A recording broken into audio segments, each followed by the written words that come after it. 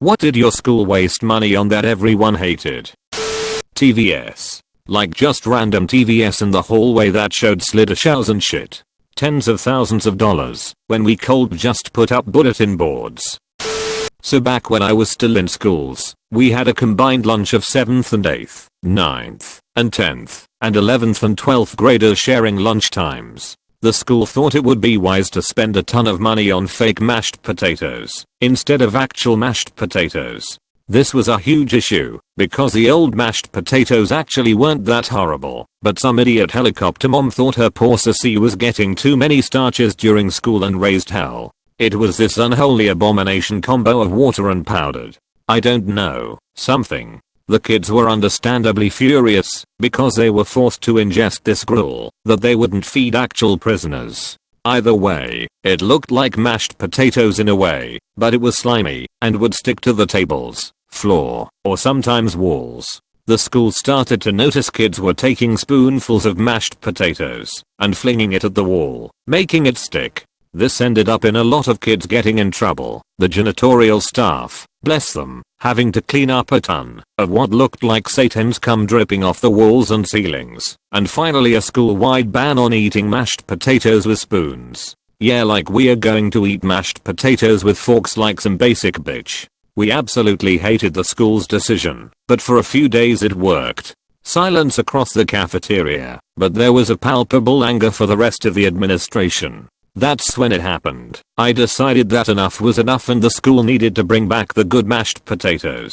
I hatched a plan. With a few of the tables, we were going to all buy 3 to 4 cardboard bowls of this Newtonian concoction, and we were all going to have a huge food fight. Everyone was in on it. The school had to break out a backup 20-gallon drum of this sewer sludge and scoop it onto our plates. Kids buying this shit by the handful. We were gearing up, like it was our final march into the depths of hell, to return to Satan personally, his excess baby fluid. The attack was scheduled to begin with a simple battle cry. When the clock struck 12:01, I sounded the call to arms, with a bellowing, for mashed potatoes. I hurled the first onslaught directly into the air, like a scene from a movie. The potatoes flew across the air in slow motion. My aim was true. My trajectory lined up, as if it was fired from a cannon. I hit my mark, directly on the back of the vice principal. Before he could even turn around, it began. Screams of sheer terror by the janitorial staff as they dove behind trash bins, and Army crawled out of the door. Potato everywhere, an absolute bloodbath. We gave the intro to Saving Private Ryan a run for its money. It was pure chaos. Kids getting slammed in the face with this white mush, people ducking behind chairs, and under tables launching this gunk directly in the air without a target in sight, and yet still managing to find a mark each and every time. It was glorious. I was so proud as I stood there in the middle of it, arms raised out, gazing upon my hellish landscape. I'll never forget it. The stories of that day still get passed down from new student to new student. A day that would live in infamy. The Great Tattoo War of 2006. After having shitty computers that kept breaking down, the school received a grant. They could spend the money on whatever they wanted.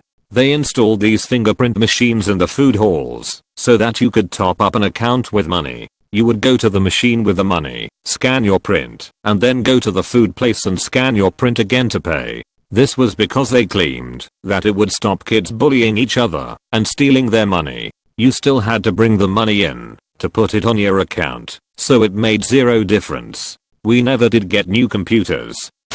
We had chairs that you could sit on while you were waiting outside the classroom for class to start. People fucked around with the mallet, and they were trashed, so our awesome janitor volunteered to make new ones by himself to reduce costs, so the school funded the material cost. They were really nice, but they got fucked immediately, so the school ended up having to buy new ones anyway. We didn't deserve it. Our high school expanded by building another campus just off-site, rather than build a second school completely separate, which was needed. Our school had over 3,000 students. They built half of a school about a quarter mile away. All new freshmen had courses in the second campus, but many sophomores and juniors had classes at both. You'd often see kids running from one end of campus to the other, because they had 8 minutes to go from one side to the other. Fuck you if you had to go to the bathroom, or stop at your locker. Oh, and it was atop a hill, so it wasn't just a casual stroll to the other campus. It was a hike. Administrators tried to give students a little extra time, but as you can imagine, high school kids took advantage of that and would show up to class 20 minutes late every day, so they cut that out. The school enacted a policy where, if you had 3 tardies in a week, you got lunch detention. After 3 lunch detentions over any period of time, you got Saturday detention, which was 6 hours sitting in the gym on Saturday with a pissed off teacher trying to keep everyone quiet. What they should have done was keep the separate campus to freshmen only. It was big enough to contain the 700 to 800 freshmen at our school, but they fucked it up. Our physics teacher.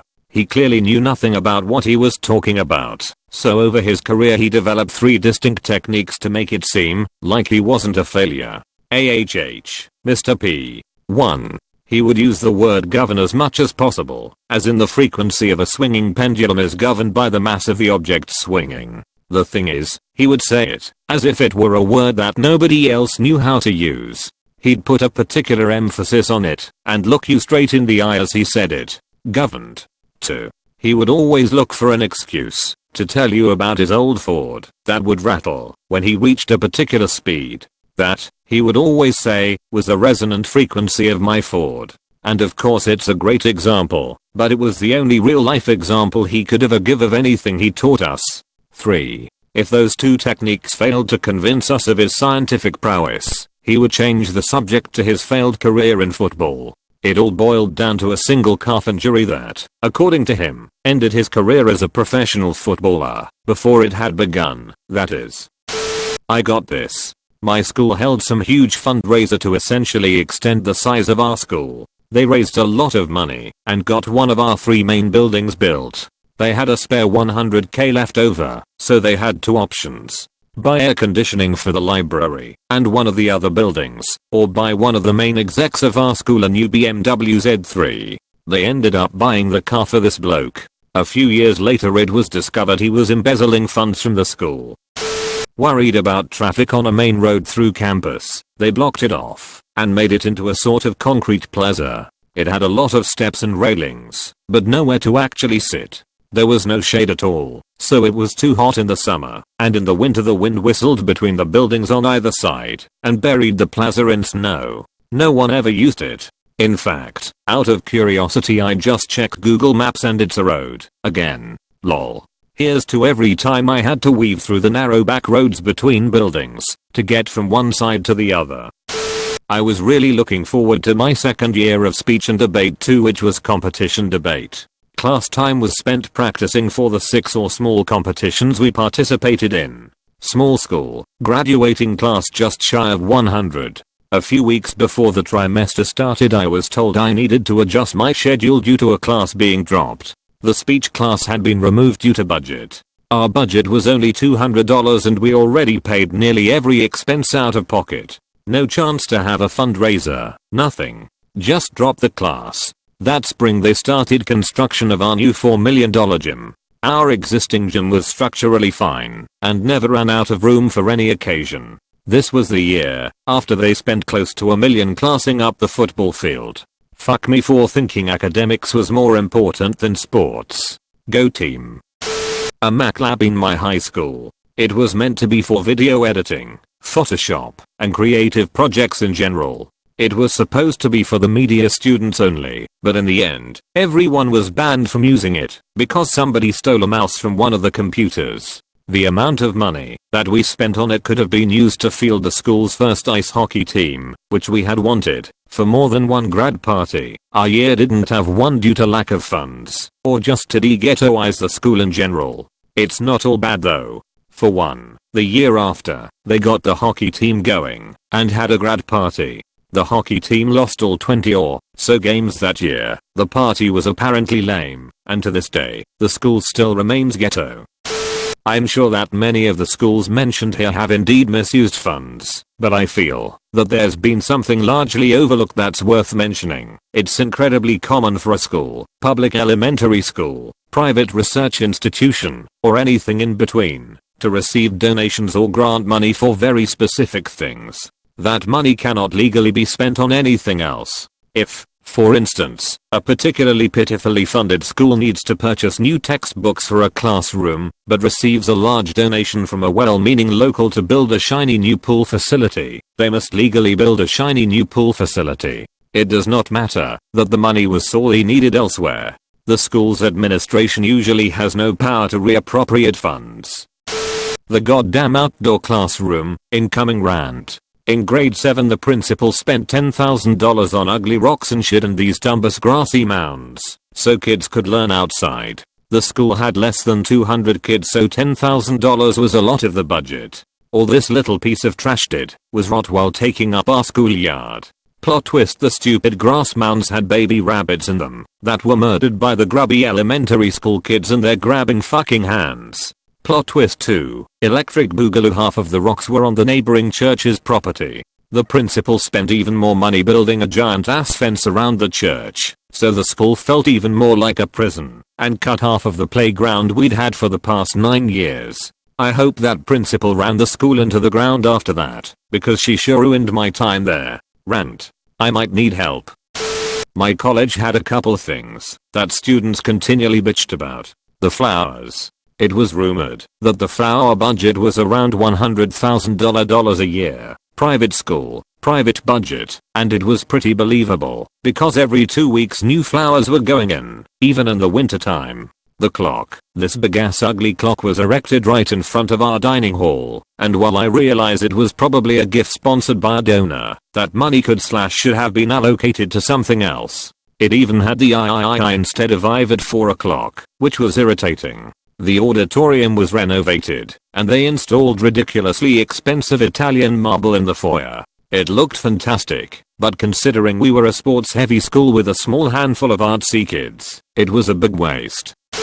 I'm in a small all-boys private school, and recently they employed a business manager who is on £45k and does nothing but buy unnecessary things. For instance, just last month he bought 80 iPad minis so that we can sign in when we arrive and leave school, which is totally not necessary and just a waste of time and money. I thought a business manager was there to budget and to manage the school's financial spending. If they get rid of him, they could be saving plenty. My district had to build a bigger high school because the one we already had was too small, and it was changed into a middle school for 7/8 graders. They hired a new company that didn't specialize in building schools to build a new high school, which was their first ever project. The school was supposed to be 3 stories in the shape of a square. They messed up the ground level, and the second and third floors were in the shape of a U. To recap, the school was supposed to be 3 floors in the shape of a square. The ground floor is a square and the second and third floors are U-shaped. The reason everyone hated it was because it was harder to get to your classes if you were on the other side of the school. A new building. They paid about £75 million for Stephen Hull to design an absolutely awful, boxy echo chamber that has more circulation than studio space. Then their old building, which was considered the best building in the UK for the past 250 years, burned down. It's absolutely hilarious how much of a clusterfuck my university was, but that's what you get for going to art school, though I studied architecture. The entire school. My high school was originally incorporated and built in the 1950s and was built in the trend-setting open campus model. Every classroom led outdoors, and the gym/auditorium was a completely separate building. It was the school my father graduated from. By the time I got there in 2000, it was dripping with character, quite literally, from every faucet, hole in the ceiling, and geysers spurting up from the floor in the math wing. But fuck, did we love that school. We had complete run of it. Murals everywhere, freedom, encouragement, actually, to go outside between classes. We were encouraged to use the outside paths because the hallway was too crowded, and it was literally impossible to get to one end of the school to the other in the 6 minutes allotted between classes. Eat your lunch outside in the courtyard because there's not enough tables and seats in the cafeteria. But we owned that school. But looming behind was a $51 million state-of-the-art facility that opened up my junior year. It really was beautiful. Olympic-sized pool, 4-court field house with indoor track, 32-inch TV in every classroom, brand new football field, etc., etc. And we hated it. We weren't allowed outside. There was a fully enclosed courtyard that we weren't allowed out in for security reasons. We weren't even allowed to have bottled water outside of the cafeteria for fear of messing up the brand new $51 million state-of-the-art facility. The custodians were actually instructed to go through classroom trash bins and report any food wrappers. I had a teacher who would take his home in his briefcase. My fellow class officers and I fought administration tooth and nail to be allowed to have our graduation on the football field, as had always been tradition, to deaf ears, because it would ruin the field. At the end of that first year, during the senior class night, they showed the senior documentary, and at one point, they showed footage of the old school, and all the students cheered, and then booed the next frame, when they showed the new school. My mom, who had actually served on the building committee, was livid at how ungrateful we were, but how do you explain that to us that knew both? The old school meant freedom, while the new school felt like a very fancy prison? In any case, it was only my class and the ones surrounding that ever knew. My sister and her class never knew any different, and fuck, the freshmen there now weren't even alive when the old school was still standing.